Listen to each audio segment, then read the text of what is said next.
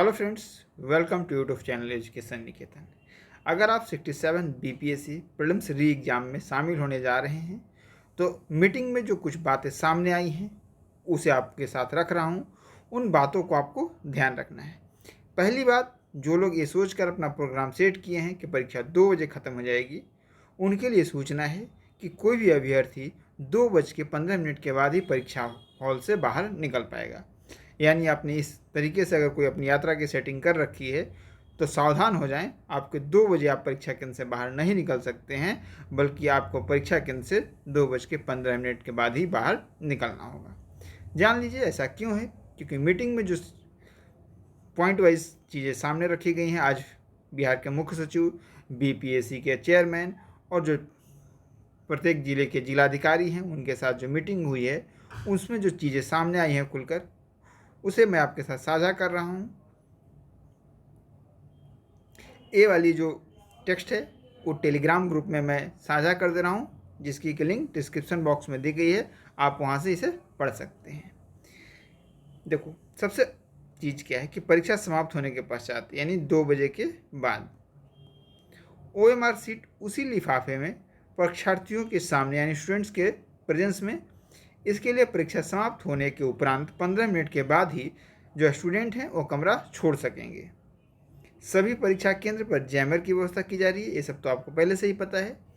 साथ ही साथ एक चीज़ और जानिएगा, जिस बॉक्स में स्टील की बॉक्स की जो बात हो रही थी, क्वेश्चन बुकलेट आएगा, उसी में वापस क्वेश्चन बुकलेट तो चूँकि स्टूडेंट को दे दिया जाएगा, तो इसी स्टील बॉक्स में जो आपकी OMR सीट होगी वापस आपके सामने लॉक होकर और वापस जाएगी।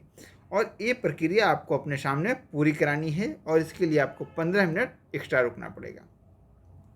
साथ ही साथ परीक्षा में शुचिता को सुनिश्चित करने के लिए ऐसा बताया गया है कि प्रश्न पत्र का बॉक्स जिस लॉकर में रखा जाएगा वह कॉम्बिनेशन लॉक होगा, जिसका नंबर 30 सितंबर सुबह 10 बजे SMS के माध्यम से भेजा जाएगा, जिससे वह ओपन होगा। इस परीक्षा में कदाचार पाए जाने वाले अभ्यर्थियों को लंबे समय तक परीक्षा के लिए ब्लैकलिस्टेड कर दिया जाएगा। यहाँ पर एक हमारी छोटी सी मांग है, जो कि मैं शुरू से ही उठाता रहा हूँ, कि जो बच्चे 67 BPSC प्रीलिम्स में जो कि 8 मई को हुई थी, कदाचार करते हुए पाए गए थे, उनका वीडियो भी सामने आया था, उन पर अभी तक कोई कार्रवाई नहीं की गई और उन्हें ब्लैकलिस्ट करके उनकी पूरी सूची आयोग के वेबसाइट पर क्यों नहीं डाली गई। जैसे जिले वाइज कोड की सूची कल डाली गई है, बहुत सारी सूचियां डाली जा रही हैं आयोग के वेबसाइट पर डेली, तो इन ब्लैकलिस्टेड कैंडिडेट की सूची आयोग क्यों नहीं अपनी वेबसाइट पर डाल रहा है, ताकि उन अभ्यर्थियों में भी एक खौफ का भाव हो जो इस तरीके के कदाचार को करने की सोच रहे हैं, ताकि उन्हें भी पता चले कि अगर वो इस तरीके के किसी तरीके से अगर परीक्षा पास होने की सोच रहे हैं तो उन पर भी ऐसी कड़ी कार्रवाई हो सकती है। एक छोटी सी आप गुजारिश है, आप इस वीडियो को अधिक से अधिक साझा करें ताकि ये जो मांग है वो आयोग तक पहुँचे कि जो 67 BPSC 8 मई के परीक्षा में कदाचार करते हुए पकड़े गए थे अभ्यर्थी, उन पर कार्रवाई हो।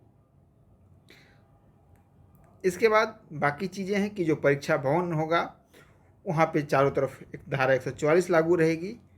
साथ ही साथ कोई भी जो अस्थायी दुकानें होंगी उनके किसी भी व्यक्ति को लगाने नहीं दिया जाएगा। जो अस्थायी दुकानें होंगी उस एरिया में वही केवल खुले रह सकती हैं, बाकी कोई ठेले वाले या कोई भी इस तरीके की गतिविधि करने वाले लोग उस परीक्षा भवन के आसपास नहीं रह सकते हैं। साफ साफ सारी चीज़ें लिखी गई हैं।